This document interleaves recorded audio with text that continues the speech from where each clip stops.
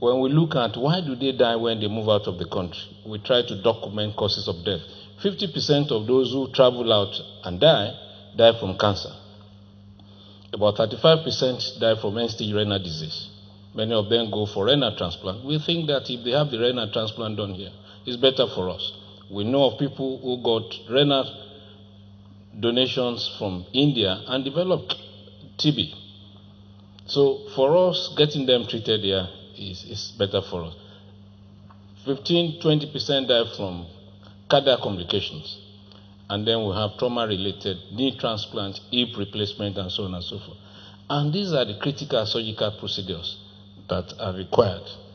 For us this year, we want to commence free cancer screening for cervix, for breast, and for men above 50, prostate. And we know that 1 out of 3 will end up with prostate. Apart from being black, as a major predisposing factor for prostate cancer, we know is a major really affliction for our men. It is not possible in Nigeria today to have a forum where investments in the country and possibly export-driven production is the focus without input of the Nigerian Export Promotion Council, NEPC. In this case, the erudite Chief Executive Officer and Executive Director of the NEPC, Segun Awolowo, was on hand to educate members of the Nigerian diaspora on the need to grow the Nigerian economy and improve the nation's export profile.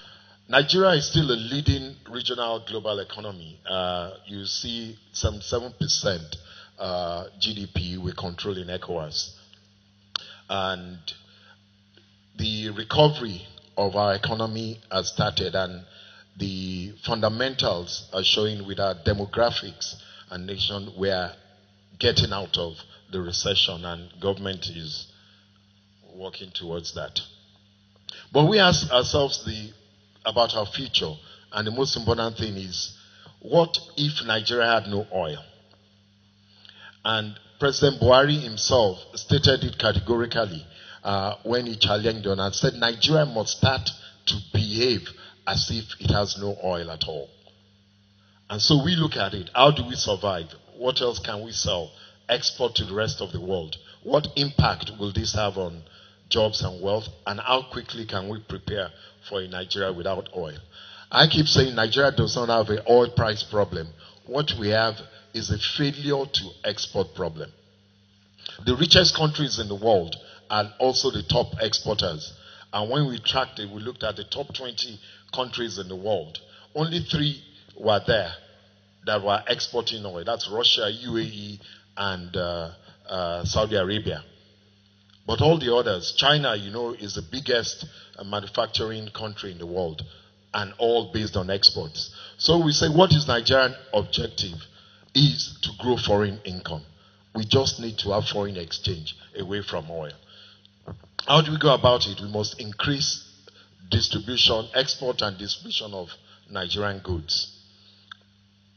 Where will this come from? We need to grow real sector output in manufacturing, agribusiness, industrial oil and gas, solid minerals. What will make us preferable to others? We need to improve our competitiveness. That is where you have investments going to power and transport.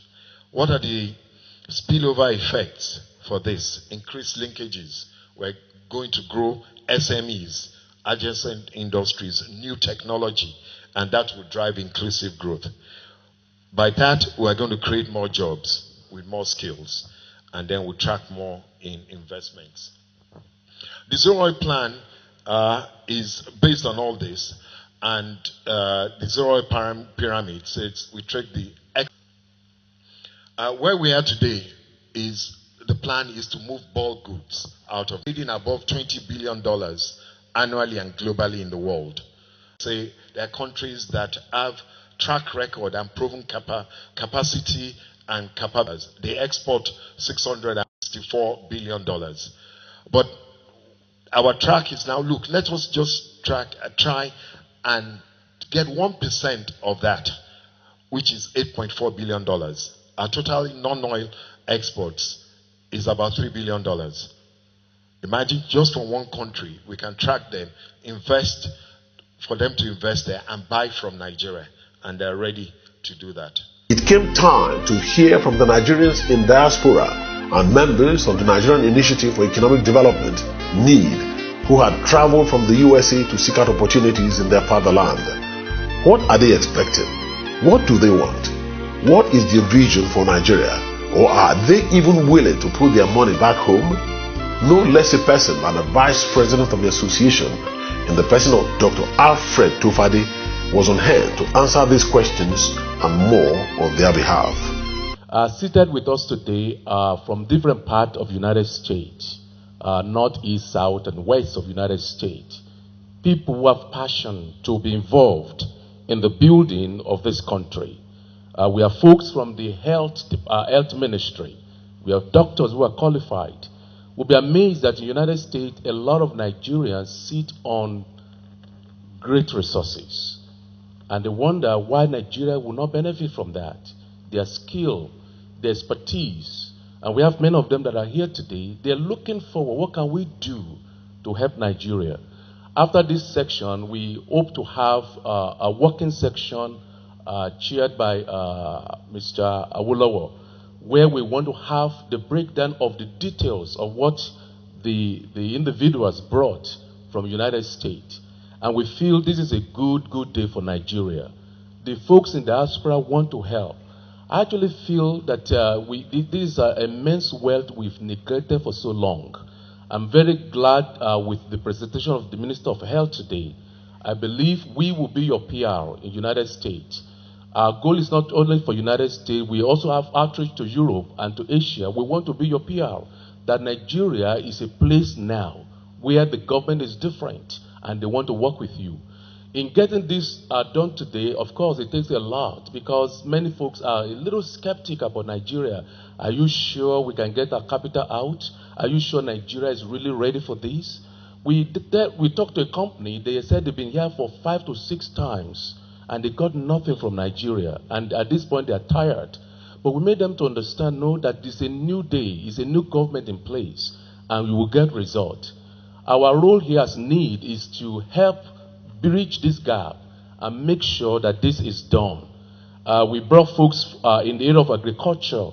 We have individuals that when we talk about value chain, they understand what to do. Specialists, experts, they are on our team today who would work with the government, folks from the agri ministry, to look into various value chains, cassava, wheat, rice, and so on and so forth. We have them here today. We have folks who are into logistics and business. You'll be amazed that the logistics business, trucking business, is $650 million of investment in the United States, actually billion, greater than computers and all of that. We feel that Nigeria, we've not tapped into that. We have experts on that who will help with collaborate with our government. How can we get revenue from the transportation and logistics that we will help our government? These are untapped resources that are in the country, and we have experts that will help us to bring the strategy to make it happen. We have folks from security, we have folks from which one have housing. Housing is here too, who have big resources in the housing industry. We are working with a company that are looking into up to $2 billion that they are interested in investing into housing industry in Nigeria. The Vice President, Yemi Osinbajo, in his then capacity as the acting president, was equally on hand to welcome and speak some words of encouragement to the potential investors. We are here and we want to make sure that we're interacting with you on a regular basis. As you said, it's not a sprint, it's a marathon. So we've got to keep at this, and we shouldn't lose focus. I like the idea of investors knowing that the reason why you're coming to Nigeria is not to help Nigeria. You will ultimately end up helping Nigeria. But the reason why you're coming here is because this is a good place to do business. And that's the only thing that should really interest us, focus our minds. Ultimately, will help our country. But first and foremost, this is a very, very, very good place to do business, and it's going to be a profitable place, and it will be very profitable for all of us. Again, let me thank you very much for taking the time to come. This is really